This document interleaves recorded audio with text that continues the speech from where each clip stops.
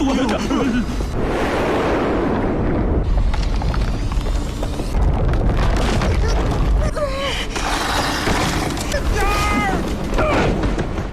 Halo guys, balik lagi bersama Mimin Ganteng. Bagaimana nih kabar kalian hari ini? Semoga masih tetap semangat dan selalu diberi kesehatan dalam menjalani hari-harinya ya. Di video kali ini Mimin akan lanjut membahas Donghua yang berjudul Senzang atau Mysterious Treasure episode keempat. Seperti biasa, sebelum masuk ke rekap ceritanya, buat kalian yang menonton video ini dan belum subscribe, tolong di subscribe dulu ya guys. Dan jangan lupa nyalain lonceng biar nggak ketinggalan update terbaru dari channel From Zero. Playlist untuk Donghua ini juga udah tersedia bagi kalian-kalian yang baru aja bergabung dan belum nonton episode sebelumnya ya. Ya udah deh, nggak usah berlama-lama, langsung saja kita ke rekap ceritanya guys.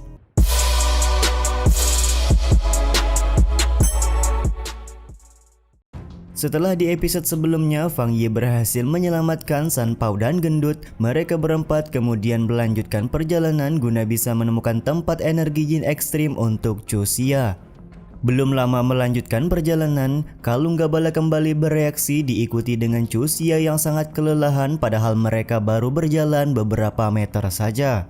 Karena kondisi Chu Xia juga terlihat parah, Fang Yi kembali mencoba untuk menekan energi yin ekstrim dengan menggunakan kekuatan Gabala.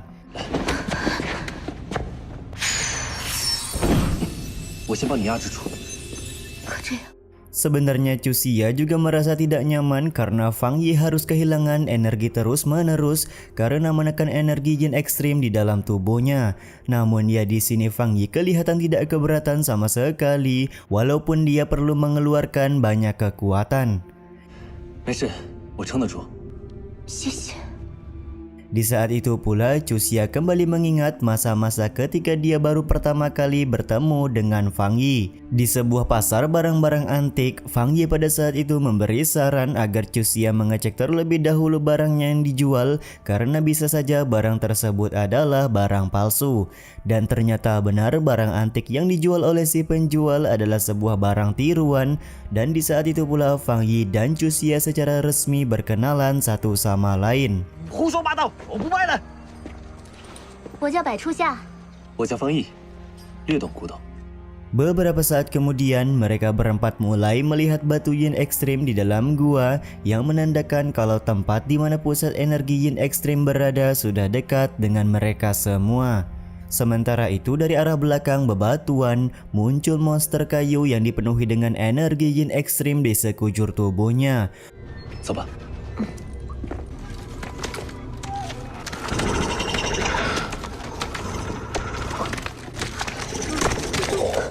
Fang Yi yang melihat monster-monster ini berusaha menggunakan kekuatannya untuk menekan si monster. Namun apa daya, ternyata kekuatan dari Fang Yi belum cukup untuk menghentikan pergerakan monster tersebut.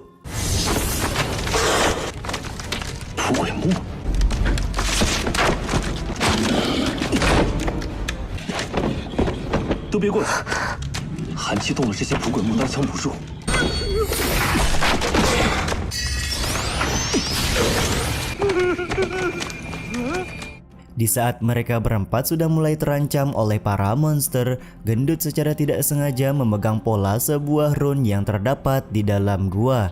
Kemunculan pola rune ini juga membuat Gabala secara otomatis membuat sebuah arai untuk melindungi mereka berempat.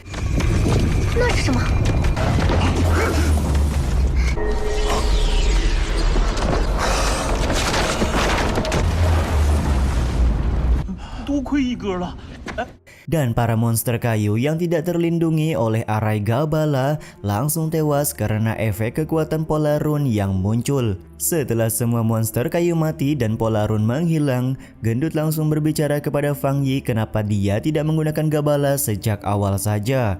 Fang Yi sendiri menjawab kalau setelah masuk lebih jauh ke dalam gua, Gabala menjadi lebih aktif dan membuat arai tersebut secara otomatis.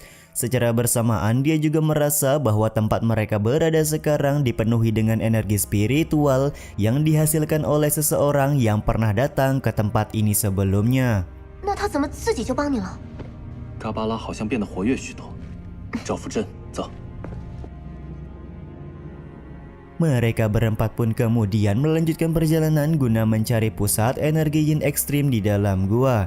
Setelah beberapa saat mereka sampai di sebuah tempat yang bisa dibilang mempunyai energi yin ekstrim yang cukup kuat karena ditandai dengan suhu yang begitu dingin.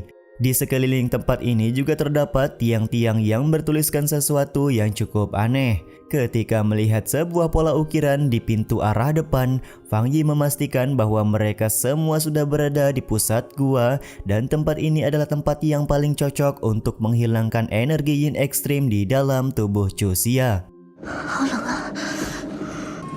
少见多怪，这和古墓的符阵一样。初夏，你快坐到阵中。 Fang Yi pun langsung memulai untuk mengaktifkan semua formasi run yang ada di tempat ini guna bisa menyembuhkan Chu Xia.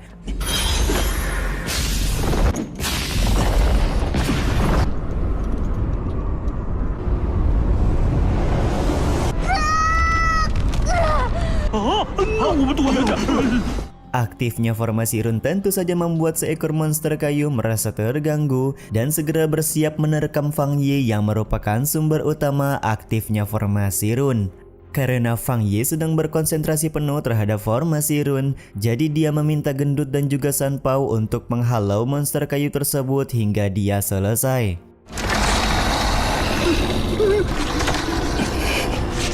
他这是要阻止一哥实行阵法。 我们想办法拖住他。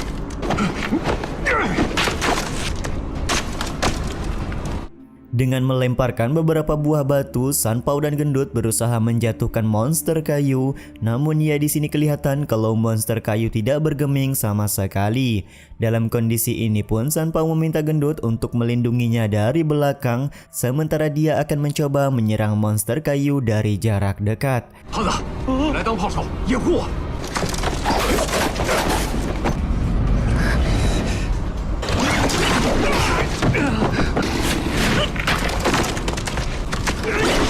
给我躺平！你休想过去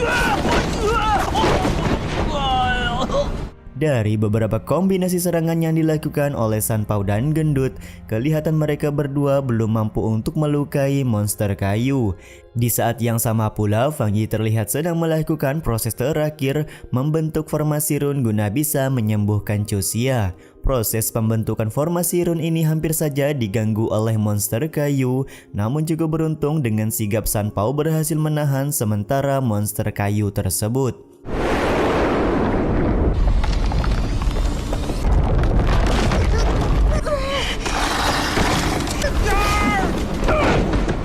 Tertahannya monster kayu tersebut berhasil dimanfaatkan oleh Fang Yi untuk menyelesaikan penyembuhan kepada Chu Xia. Dan yap, setelah selesai Fang Yi langsung menggunakan Gabala guna membuat si monster kayu hancur lebur dengan seketika.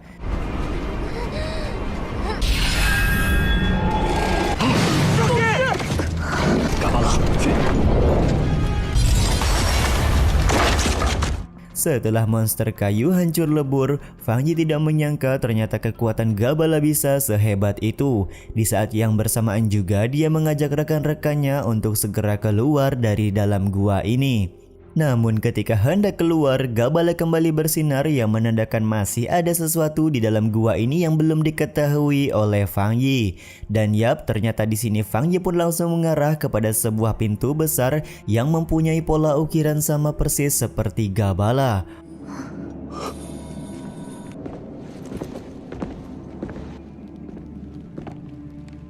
Pola ukiran yang ada di pintu besar ini juga langsung bersinar ketika Fang Yi mencoba untuk mendekatinya. Tidak hanya bersinar saja, pintu besar ini juga kemudian terbuka karena resonansinya dengan Gabala, dan ternyata memang ada sebuah energi spiritual yang cukup luar biasa di dalam pintu besar tersebut.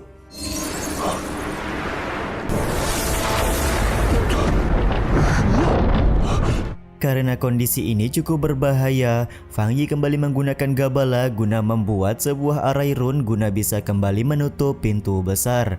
Fang Yi pun cukup penasaran sebenarnya ada hubungan apa Gabala dengan pintu besar ini. Dia kemudian kembali menyentuh pintu besar tersebut menggunakan kekuatan Gabala, dan hasilnya adalah Fang Yi langsung terlempar karena kuatnya energi spiritual di dalam pintu besar tersebut. 嘎巴了。